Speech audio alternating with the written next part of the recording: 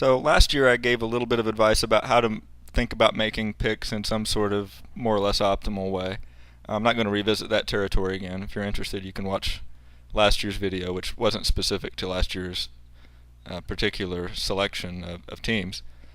What I want to answer today and talk about is the title of this particular video. How many points can you get in this contest of Jeff's? Before we do that, let's talk about another more basic question, though. And it sounds silly at first when I ask it, but I have a reason for explaining it, because it's just kind of a neat thing. How many games are there in the NCAA tournament? Well, one way to find out is to count them. But if you're a mathematician, the last thing in the world you want to do when you get out of bed is to actually count something. What you want to do is to think about how to get the answer in a sneaky way. So here's the sneaky way of getting the answer. Fact number one. Every team, except the champion, loses their last game. Now, there's something of philosophical, if not theological, significance about that fact, but let's leave that aside. Fact number two is even more basic. Every game has exactly one loser. No such thing as a tie. You don't win on aggregate points like they do in UEFA here and away games in Europe. Every game has exactly one loser. Therefore, there must be exactly one fewer number of games in this whole tournament than there are teams. So when you start out with 68 teams, there apparently are 67 games. This is true regardless of whether there are single buys or double buys. The Big East tournament, for example, has single buys and double buys. But the number of games played is exactly one fewer than the number of teams. And the number of teams, of course, changes basically every hour in the Big East. But to get the answer for the Big East tournament, you just have to look at how many teams happen to be in the Big East at that particular moment in time and take one less. Okay, moving to the topic at hand. How many points can you get in Jeff's contest? Well, a few years ago, Jeff moved to a more orthodox sort of baseline scoring system, same number of points per round, namely 32, for a total of 192 base points. So if you were to go with a higher seeded team in every single game, and that actually happened, then you'd end up with 192 points maximum. I mean, that's what you would get. And picking the higher seeded teams, that's the most you could ever hope to achieve.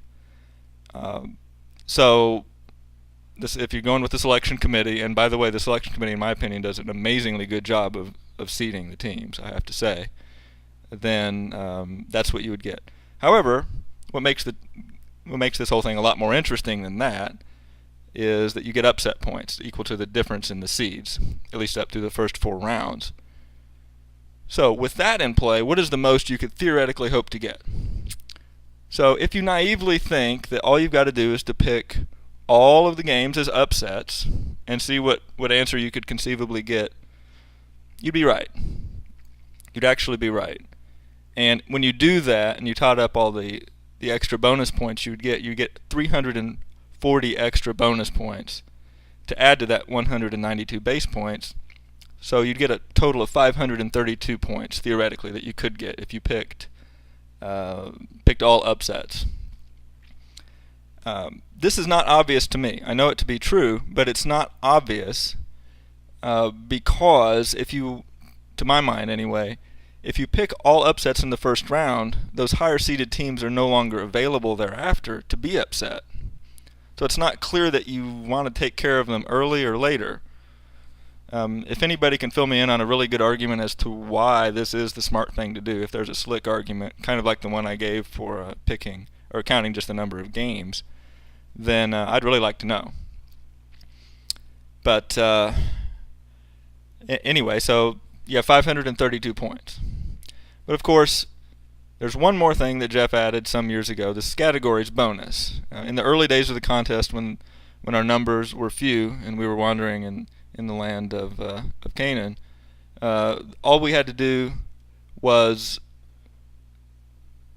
be the only person to come up with a given pick, and we'd get triple points. As the tournament's grown, Jeff has kind of managed that in a different way that he won't publicize, and I guess that's fine. I wouldn't know what to do with the information if he told me. But if some small number of people, some percentage of people, are all who guessed the correct game, you get triple points for that. So theoretically, if you picked all upsets number one. And number two, everybody else just left you alone. And number three, you were in a parallel multiverse in which this would actually happen. Then you'd get triple points on that 532. And so by my reckoning, you have 1,596 points maximum.